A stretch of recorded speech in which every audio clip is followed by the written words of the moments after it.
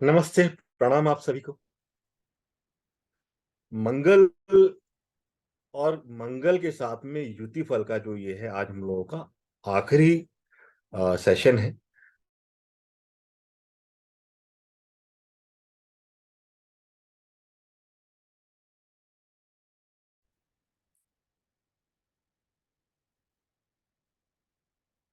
तो अब हम लोग लेते हैं यहाँ पर मंगल और शनि का योग।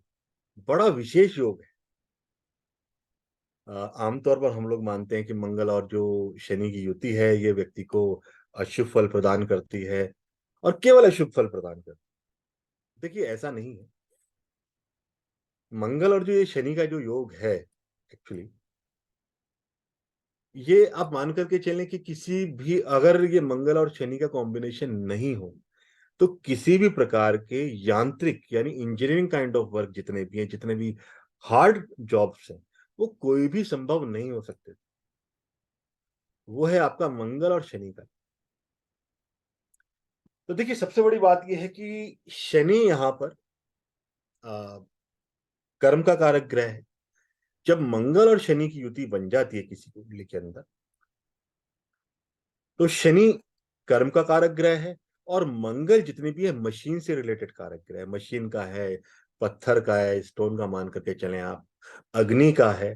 तो जितने भी इंजीनियरिंग काइंड ऑफ वर्क है सारे के सारे व्यक्ति के मंगल और शनि के योग के अंदर व्यक्ति के आ जाते हैं। आमतौर पर हम लोग ये मान करके चलते हैं कि यदि शनि और मंगल का कॉम्बिनेशन यदि है तो व्यक्ति का जो कार्य क्षेत्र है वो इन्हीं टेक्निकल कार्यों से जुड़ा हुआ हो।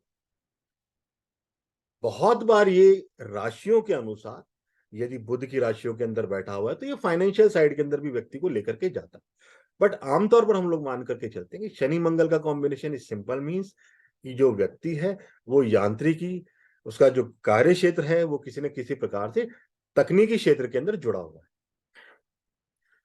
अच्छा, ये जो कॉम्बिनेशन है क्यों जुड़ा हुआ है? सबसे बड़ी चीज ये है कि देखिए कालपुरुष कुंडली का लगन का स्वामी आपका मंगल है और कालपुरुष कुंडली का दशम भाव का स्वामी आपका शनि है। कर्म का हो गया, आपके स्वयं का कारक हो गया, प्लस ये लाभ का भी स्वामी बनता है शनि। और मंगल आपका अष्टम का भी स्वामी बनता है। तो आमतौर पर यह कहा जाता है कि मंगल और शनि के कॉम्बिनेशन के अंदर व्यक्ति के जीवन में एक्सीडेंट के योग भी बनते हैं, उसको चोट चोट लगने का योग बनता है। ज्यादातर व्यक्ति के जीवन के अंदर पांव से संबंधित जो है चोटें ज्यादा लगती है व्यक्ति को। तो एक तरह से सुखद योग है प्रोफेशनली अगर देखा जाए तो, तकनीकी हिसाब से देखा जाए तो बहुत सफल योग है।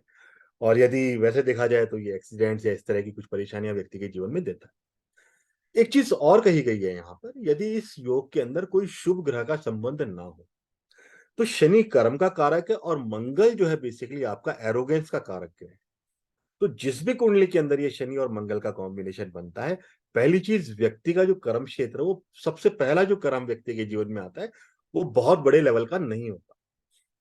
दूसरी चीज यह है कि व्यक्ति को अपने कार्य क्षेत्र के अंदर अपने एरोगेंस के साथ कारण या अपने घमंड के कारण या अपने गुस्से के कारण बहुत बार परिवर्तन करने पड़ते हैं। मीन्स प्रोफेशनल लाइफ के अंदर यदि कोई शुभ ग्रह का प्रभाव नहीं है तो प्रोफेशनल लाइफ के अंदर वहां पर व्यक्ति को प्रॉब्लम्स आती हैं।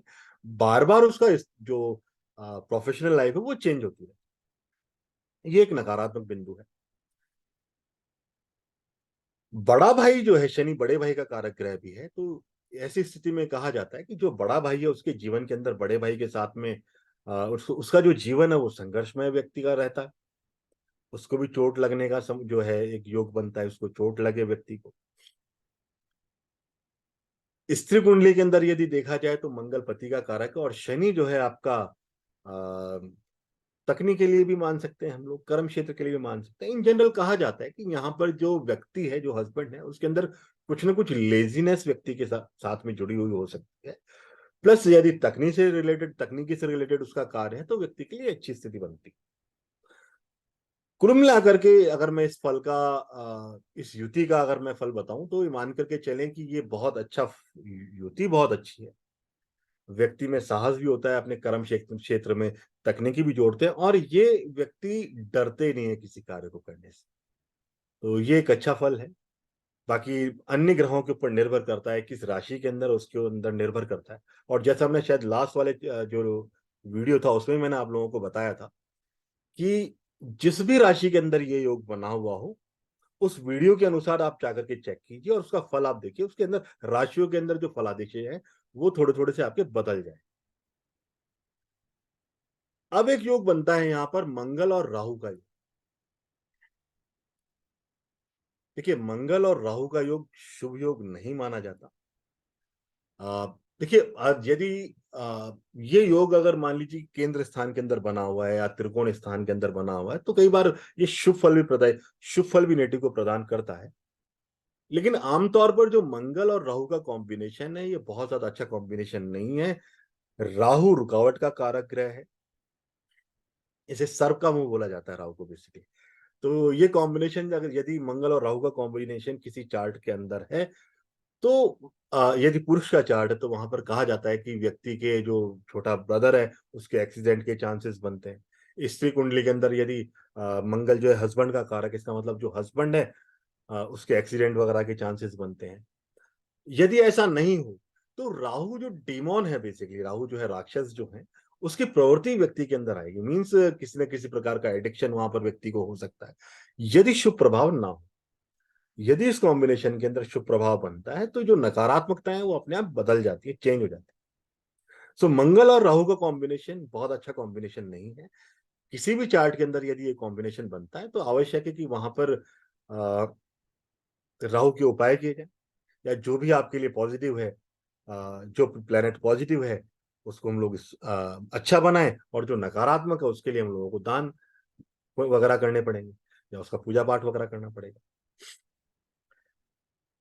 इसके उलट एक कॉम्बिनेशन बनता है आपका मंगल और केतु का कॉम्बिनेशन।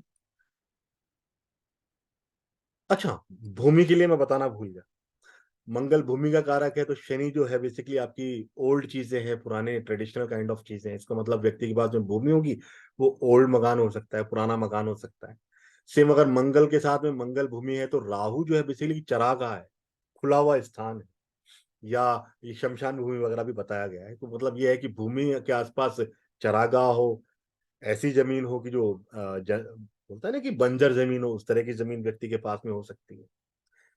अब इसमें मंगल के साथ में केतु का कॉम्बिनेशन है, तो मंगल केतु के कॉम्बिनेशन के लिए कहा जाता है कि जो केतु है वो आ, आपकी धार्मिक चीजें हैं, धर्म से रिलेटेड होता है। तो मंगल की ऐसी जगह भूमि हो सकती है कि जहां पर कोई ना कोई आसपास कोई मंदिर हो सकता है व्यक्ति के भूमि के आसपास, या ऐसा मकान हो सकता है कि जो कि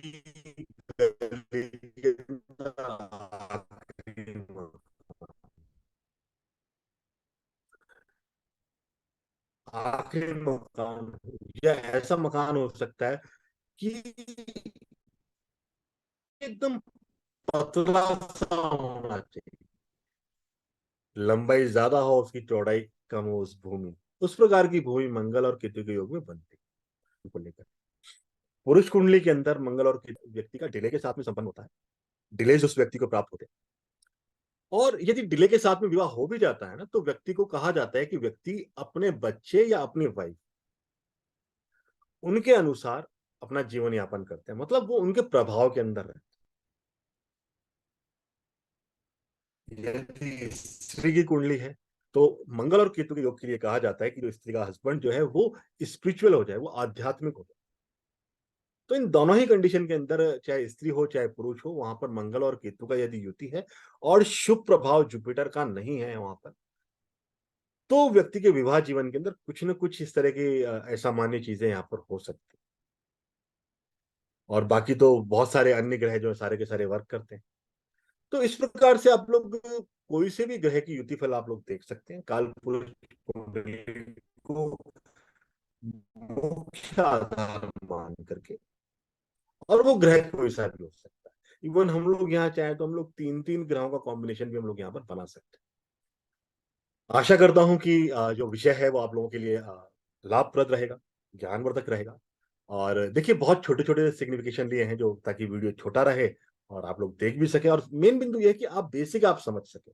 उसके बाद में कारकत्व आप अपने हिसाब से जोड़ सकते हैं, जो भी कारकत्व होते हैं। थैंक यू सो मच, धन्यवाद आप सभी का। नमस्कार।